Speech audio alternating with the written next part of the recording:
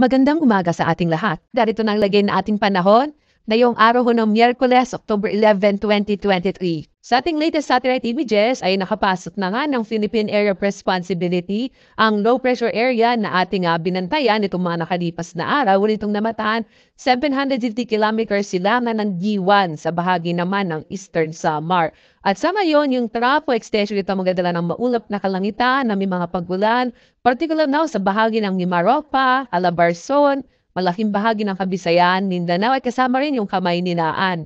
Sa nalabing bahagi ho ng Luzon, itong Northern and Central Luzon ay makikita ho natin, medyo mainit pa rin yung umaga habang malaking tsansa ng mga pagulan sa hapon hanggang sa gabi. Base ho sa pinahuling datos natin, ay maliit pa rin yung tsansa na maging bagyo itong low pressure area. Mas nakikita ho natin yung posibilidad na maging trough o extension na lamang ito ng bagyong si Bolaven. Yung bagyong Bolaven, ito ay nasa labas ng Philippine Area of Responsibility, mayigit 2,000 kilometro silangan ng southeastern Luzon. At hindi natin ito inaasahang papasok ho ng Philippine Area of Responsibility. Narito ang lagay ng panahon dito sa Luzon. Makikita ho natin na malaking bahagi ho ng Southern Luzon, particular na itong Mimaropa, Calabarzon, Bicol Region kasama yung Kamayninaan. Asahan ho natin yung malaking tsansa na maulap na kalangitan na may kalagkad na pagkulan, pagkinat pagkulog. Sa nalalabing bahagi ho ng Luzon, yung Northern and Central Luzon, inaasahan naman natin yung bahagyang maulap hanggang sa maulap na kalangitan pero posible pa rin yung mga isolated o pulo-pulong pagkulan, pagkilat pagpulugan na sa hapon hanggang sa gabi. Agwat ng temperatura sa Lawag, 25 to 33, sa Baguio, 17 to 25. Sa Tuguegarao naman, nasa 25 to 33 habang sa Metro Manila, 25 to 31 degrees Celsius. Sa Tagaytay ho, 21 to 31 degrees Celsius, sa Legazpi hanggang 30 degrees Celsius.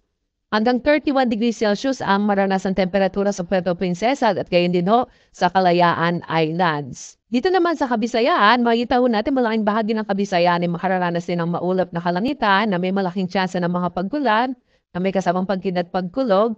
Ang agwat ng temperatura sa Iloilo ay 25 to 31, sa Cebu 24 to 31, Awas Tacloban hanggang 30 degrees Celsius. Malaki rin ang tsansa ng pagkulan dito sa may bahagi ng Mindanao at asahan din ang maulap na kalangitan. Ang agwat ng temperatura sa Zamboanga 24 to 31, sa Cagayan de Oro 24 to 31, habang sa Davao ay mula 25 to 32 degrees Celsius. Wala pa rin tayong nakataas na gale warning kaya ligtas namang pabalaw at hamahamay ito sa sakyang pandagat, malilit ang mga bangka sa mga baybayin ng ating bansa. Pero iba yung pag-ingat pa rin lalo na pag meron tayong mga thunderstorms na maaaring magpalakas ng alon ng karagatan. At narito magiging lagay ng panahon sa mga susunod na araw dito sa Kamaynilaan. Asahan pa rin by tomorrow, Thursday, medyo maulap pa rin ang kalangitan, dulot ng trap habang pagdating ng araw ng Biyernes at Sabado ay muli inaasahan natin ay generally fair weather.